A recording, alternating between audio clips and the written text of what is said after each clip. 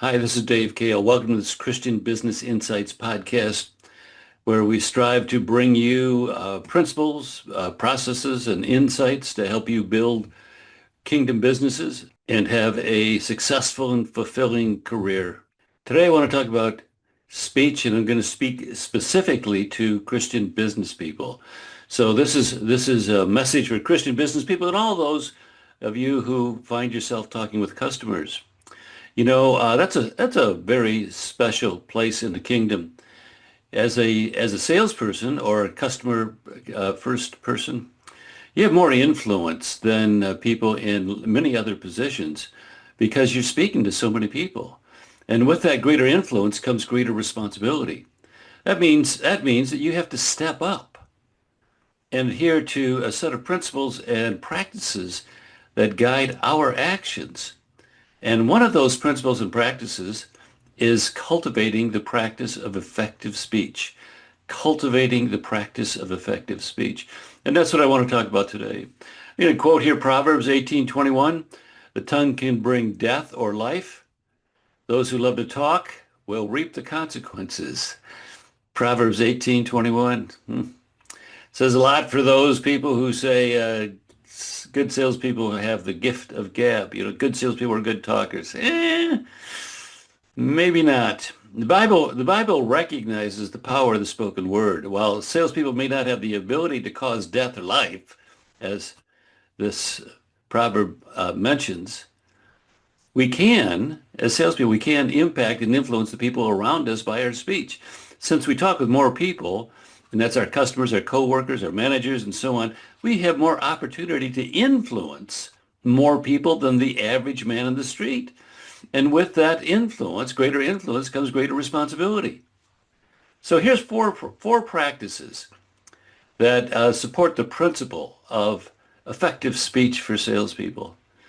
Number one, positive speech, not foul language. And I'm going to quote Ephesians here, 4:29. Do not use foul or abusive language. That's pretty clear. Let everything you say be good and helpful, so that your words will be an encouragement to those who hear them. Well, there are two practices noted in this passage. First, do not use foul or abusive language. And that means coarse language, curse words, four-letter words, as well as off-color jokes or double entendres. A Christian salesperson's speech should be devoid of all of that.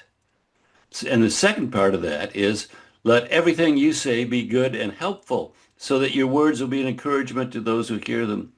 And that means being careful about how you speak about people and situations. Instead of complaining, note the problem and offer a positive solution. Instead of just pointing out when something needs improvement or attention, offer the positive spin on it. Point out the positive in people. Your customers will look forward to seeing you. Your managers and coworkers will be subtly impressed with your positive outlook. Everything you say be good and helpful. That's number one.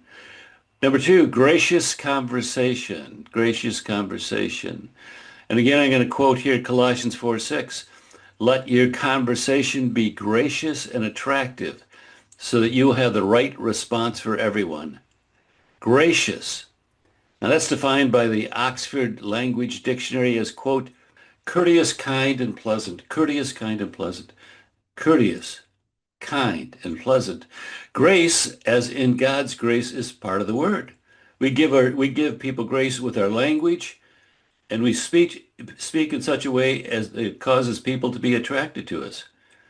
Imagine what influence we would have on our colleagues and our customers if our speech could always be characterized as gracious and attractive. That's number two. Number three, gentleness. Gentleness. A gentle answer in Proverbs 15:1. A gentle answer deflects anger, but harsh words make tempers flare. So in any confrontation or tense situation, and as a salesperson, you're gonna have those. Be careful not to respond with harsh or emotional words. Instead, seek to respond with gentleness.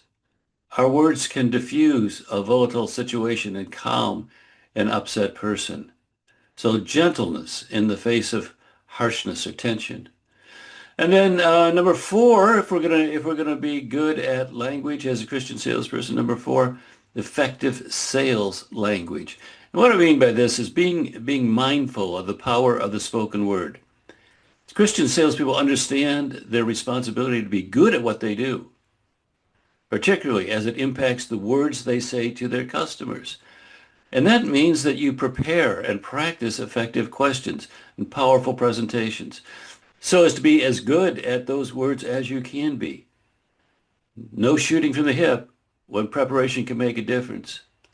In my first full-time professional sales position, I had 6 weeks of sales training, and in those 6 weeks, we memorized two single-spaced, six-page presentations. Yeah, memorized them, and we gave them to the group of other salespeople and videotaped it, watched it back, critiqued it, and did it again, and did it again, and did it again, and did it again, until we had those presentations perfect, down perfectly.